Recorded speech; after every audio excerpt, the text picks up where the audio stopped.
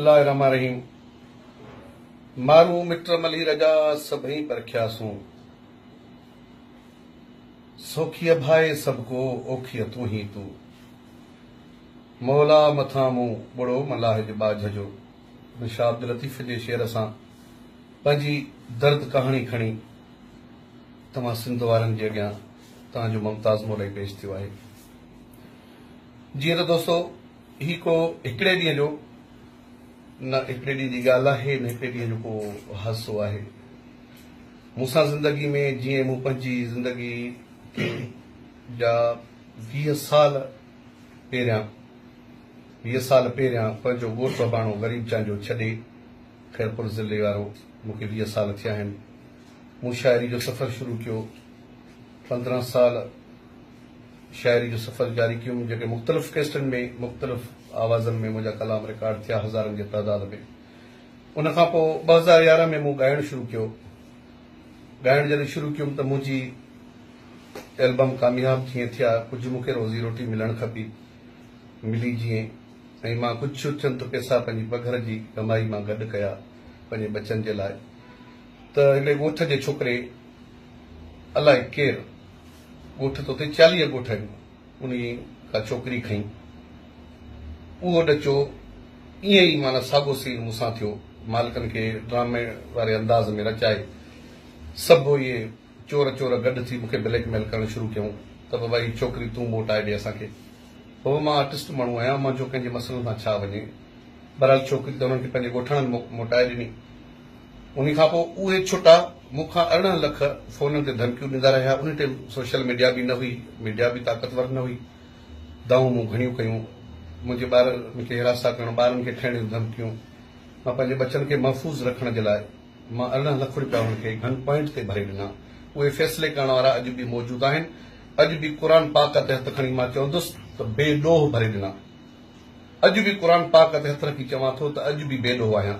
मूंखे ब्लैकमेल कयो थो वञे, मूंखे बिल्कुलु ब्लैकमेल कयो थो वञे, मूंखां भतो वरितो थो वञे, मूंखां बिल्कुलु जीअं धाड़ेल फ़ोन करे चवंदा आहिनि हेतिरा पैसा ॾिन त अॻे हूंदो खणंदा हुआ, हाणे उहा आहे ड्रामाई अंदाज़, हाणे ॿिए अंदाज़ में माना ही सिधो अॻुवाओ ऐं असांखे माना ब्लैकमेल करणु, हाणे ड्रामाई अंदाज़ में कंहिं खई आहे मां उहो चोर, उहो लोफर वकील चांजो जंहिंजे लाइ चवनि था ॻोठ जो। मुंहिंजे वाल साहब खे 3 शादियूं आहिनि।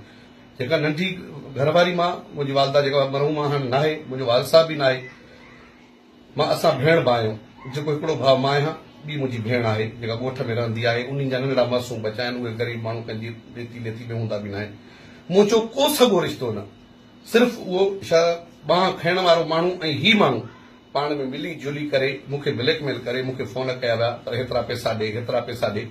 न ॾियण जी सूरत में मूं ते ही कूड़ो केस करायो वियो। कूड़ो केस, उन खां पोइ बि मूंखे धमकियूं, पोइ बि मूंखे टार्चर कयो थो वञे। मुंहिंजे लाइ इंसाफ़ सिंध में नाहे, मुंहिंजे लाइ बिल्कुलु ही सिंध जी गवर्नमेंट गूंगी ॿोड़ी आहे। साईं मुराद अली शाह बि गूंगो ॿोड़ो आहे, जो मुंहिंजो आवाज़ मां रड़ियूं कंदो थो अचां, मुंहिंजी आवाज़ अॼु जो बि साईं हुन ताईं नथो पुॼी सघे। अॼु सोशल मीडिया जो दौर आहे, अॼु कंहिं परंदे खे बि इज़ा अचे थो त दुनिया उथली थी पए। मां हिकु आर्टिस्ट आहियां, सिंध लेवल ते बि न आहियां, पाकिस्तान लेवल ते आर्टिस्ट आहियां। मूंसां पूरो पाकिस्तान प्यार कंदो आहे। मूंसां हेॾियूं नाजाइज़ी थियनि पियूं, सिंध गवर्नमेंट बि चुप आहे, साईं वज़ीर मुराद अली शाह बि चुप आहे, CM साहब असांजो, उन जो बि गौर कोन्हे मूं ते। इहो छो? आख़िर मूंसां इहो ज़ुल्म केसि ताईं रहंदो? मां बचड़ियाल माण्हू, मां शरीफ़ माण्हू, मां हिकु पंहिंजी हक़ हलाल जी कमाई वारो माण्हू, मां कंहिंसां खे ॼा न वठां, न कंहिंखे ॾुखायां। मां हमेशह ख़ुशियूं वञण वारो माण्हू। मूं त ज़िंदगी में कंहिंखे तकलीफ़ ॾिनी ई कोन्हे। मां त कंहिंसां ॾाढिया आवाज़ में बि न ॻाल्हायो आहे। अॼु हियांव सड़ंदी खां ॾाढा आवाज़, बुलंद आवाज़ सां मां पंहिंजे अंदर जी बाहि कढी रहियो आहियां। एतिरे आवाज़ में मूं कॾहिं कंहिं माण्हू सां कचहरी बि न कई आहे। मां हिकु नरम मिज़ाज माण्हू, मां हिकु आर्टिस्ट माण्हू, मासूम माण्हू, मुंहिंजा मासूम नंढड़ा ॿार आहिनि। मूंखे तहफ़ुज़ ॾिनो वञे। मां चीफ जस्टिस साहब खे चवंदुसि, आर्मी चीफ खे चवंदुसि, आला इदारनि खे चवंदुसि, मूंखे इंसाफ़ खपे, मूंखे इंसाफ़ खपे। इंसाफ़ मूंखे न मिलियो, ॿी सूरत में मां पंहिंजा ॿार वठी सिंधी ॻाइणु ख़तमु कंदुसि, उर्दू सराइकी ॻाए वञी पंजाब में पंहिंजो घर वसाईंदुसि। चवंदुमि त हीउ सिंध मां हिन जन्म हुन जन्म में वचन थो कयां, मां जिथे बि हुजां सिंध तुंहिंजो हुजां।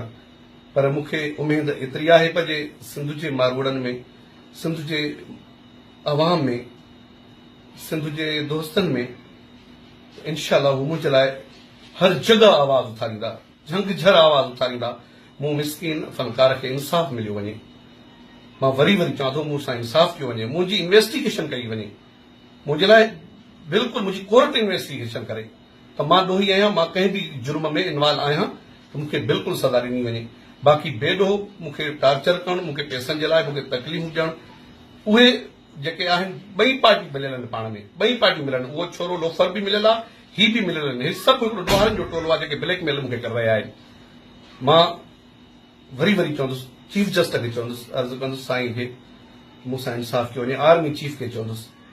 बाक़ी ऐं ॿिया जेके असांजा SSPs आहिनि असांजे ज़िलनि ते, तमामु बहादुर ऐं तमामु सुठा SSPs आहिनि जेके कमु करे रहिया आहिनि।